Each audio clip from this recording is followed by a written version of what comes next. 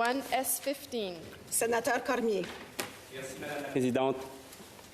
Collègues, Colleagues, I rise today in support of Bill S-215, an act to amend the Criminal Code and the Wild Animal and Plant Protection and Regulation of International and Interprovincial Trade Act. I'd like to point out that the lands I'm addressing you from are part of the unceded traditional territory of the Algonquin and Anishinaabe Nation, a nation that has always had a unique and inspiring relationship with the animal kingdom. As our former colleague Senator Murray Sinclair reminded us, and I quote, "In many Indigenous cultures, the expression, all my relationships is used to refer to the interdependence and interrelatedness of all life forms and the mutual relationship and common destiny of humans and animals. When we treat animals well, we show respect for ourselves and encourage mutual respect," end quote. Over the past few months, like most of you, no doubt, I've received numerous emails from Canadian citizens in favor of advancing this legislation. Here in the Senate, we have debated at length the fundamental principles underlying the question of banning, subject to certain exceptions, the captivity of elephants and great apes, whether through this bill or another. The legislative proposal before us is essentially based on the idea that the captivity of elephants and great apes, particularly for entertainment purposes, constitutes a form of animal cruelty within the meaning of the Criminal Code, subject to certain legitimate exceptions. By great apes, we mean chimpanzees, bonobos, gorillas, and orangutans. Bill S-215 reflects a profound respect for the dignity and physical and psychological well-being of these highly sensitive and intelligent beings, and it is primarily on the basis of current scientific knowledge that this legislation recognizes that the captivity and breeding of these non-domesticated animal species, particularly for entertainment, constitutes a form of animal cruelty. The preamble to the bill is clear in this respect, and I quote, "Science establishes that certain animals, notably elephants and great apes, should not live in captivity because of the cruelty it represents," end quote. in a letter to the bill's sponsor, Senator Klein, 23 independent experts asserted that elephants are not suited to any form of captivity, as no captive facility can fulfill their basic biological, social, spatial, and cognitive requirements and needs. They have stated, and I quote, "As specialists on elephant well-being, we can attest that public display facilities keeping captive elephants are no longer supported or justified by the growing body of science on their socio-biological needs. In these situations, elephants endure conditions that are inadequate to meet their needs, as they lack essential components of wild ecosystems and inhibit expression of natural behaviors," end of quote. Studies have demonstrated the harmful effects of captivity on great apes, particularly on their psychological state. Like the Ending of Captivity of Whales and Dolphins Act, S-15 embodies the complexity of interactions between humans and certain animals in captivity. Generally speaking, our relationships with animals are, for the most part, characterized by their function and the intrinsic value we place on them. Unconsciously or consciously, we place the animals in our care in specific categories, according to their usefulness to us. Thus, some animals are food providers, others act as pets, and still others are used for entertainment.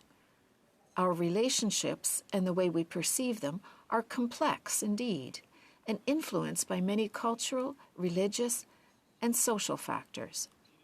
That said, however we categorize them, we recognize that animals can feel pleasure and pain, and that we therefore have a legal and moral responsibility to minimize their unnecessary suffering. Thanks to the advancement of our scientific knowledge, human thinking has evolved with regard to animals, particularly great apes and elephants. Today, no one can seriously claim that they are mere automatons in the sense of the French philosopher René Descartes.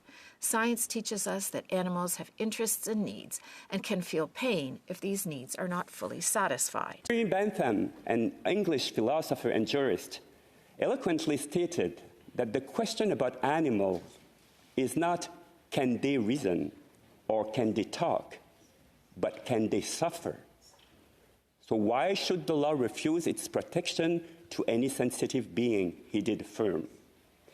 It is notably on the basis of this principle that our criminal code provides for certain offenses designed to remedy animal cruelty, confirming that, in legal terms, we have positive duties towards animals. At present, the criminal code provides for offenses relating to the unnecessary suffering of animals, as well as those prohibiting the captivity of citizens subject to certain exceptions. While the provinces and territories may enact their own animal welfare legislation pursuant to Section 92(13) of the Constitution Act in 1867, Parliament remains legally able to enact criminal laws that also affect animal welfare. Le projet de loi S-15 érigeant Bill S-215, which makes it an offense, subject to certain circumstances, to possess great apes and elephants in captivity, particularly for entertainment purposes, seems to reflect the same criminal law objectives as Bill S-203, which passed in 2019, and will phase out cetacean captivity. These two legislative measures criminally prohibit a practice considered cruel from a scientific and moral point of view, and constitute a valid exercise of federal criminal power with respect to animal cruelty in accordance with Section 9127 of the Constitution Act 1867. In a December 4th letter sent to the Standing Senate Committee on Energy, the Environment, and Natural Resources, law professors asserted that the passage of Bill S-15 would indeed be a valid exercise of the federal parliament's powers to enact criminal legislation in this area. Bill S-15 takes a critical look at our place and role in relation to intelligent beings with social, cognitive, and biological capacities similar to our own. We need only think of the chimpanzee, which shares nearly 98.8% of human DNA. Canadian jurisprudence recognizes that chimpanzees have a cognitive capacity that enables them to solve complex problems. Jane Goodall, a British ethologist and anthropologist, demonstrated in her research that many cognitive abilities thought to be unique to humans can also be observed in chimpanzees, including a form of rational thought. They can feel a whole range of emotions, including joy, pain, tenderness, jealousy, remorse, and anger. They are highly complex beings with many capacities. As our former colleague, Senator Murray St. Clair, declared within this chamber with his trademark sense of humor, and I quote, "Chimpanzees live within complex society, forming political alliances to achieve their goals, kind of like Parliament. Male chimps have fawned over infants when vying for power, kind of like parliamentarians. When disputes break out, diplomatic individuals will patch things up. Chimps, like humans, can be violent, but they also demonstrate cooperation and altruism, such as delivering food and water to elderly relatives. They have been seen saving others in danger and helping wounded birds. Chimpanzees grieve their dead." End of quote. Lors d'une mission de l'Association parlementaire. During a mission to Cameroon by the Canada-Africa Parliamentary Association, accompanied by our colleague and co-president of the association, Honorable Amina Gerba, I visited the Mefu National Park, a rehabilitation center now home to 320 primates, including 110 chimps and 21 gorillas. The aims of Ape Action Africa, the park's managing body, are to address immediate threats facing gorillas and chimps in Africa and to work with communities to develop long-term solutions to ensure their survival in the wild. Remarkable work is being done. During our visit, it was fascinating to observe the behavior of these primates whose gestures and attitudes resemble those of humans. In fact, we felt more like we were being watched than we were watching them. One of them looked persistently at me. I don't know whether he recognized an obvious kinship in my physiognomy.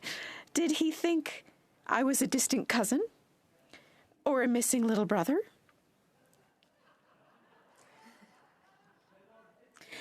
I'm not sure.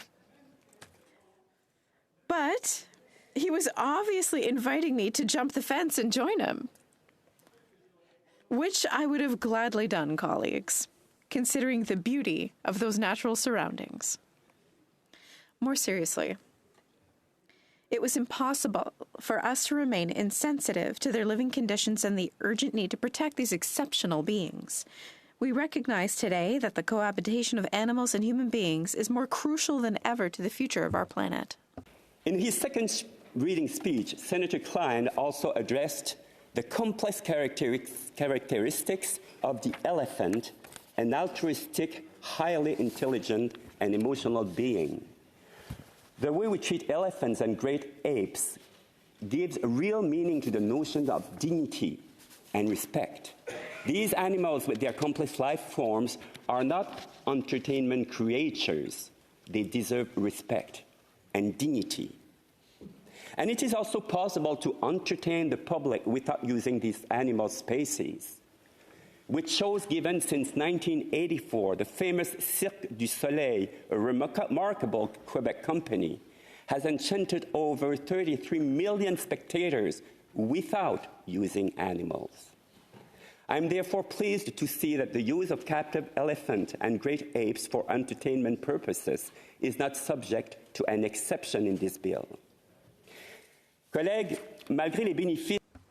Colleagues, despite the benefits that may be associated with captivity of elephants and great apes, including conservation efforts mentioned by Senator Klein, their captivity should always be seen as an impediment to their fulfillment. Captivity may be a necessary means to a legitimate end, but it must never be considered an end in and of itself for these animals, a principle that underlies Bill S-15. Echoing the essence of what our former colleague, Senator Wilfred Moore, said about Bill S-203, S-15 is a form of moral condemnation of the captivity of elephants and great apes, whatever the actual or potential benefits. To conclude, colleagues, giving a voice to those who cannot be heard in society is a principle that guides our work here in the Senate. Animals are no exception. I therefore invite us to examine this legislation with empathy, respect, and imagination for the benefit of these precious beings, great apes and elephants. We will look forward to studying this bill in committee so that scientific and legal arguments surrounding this legislation can be examined in greater depth. Thank you.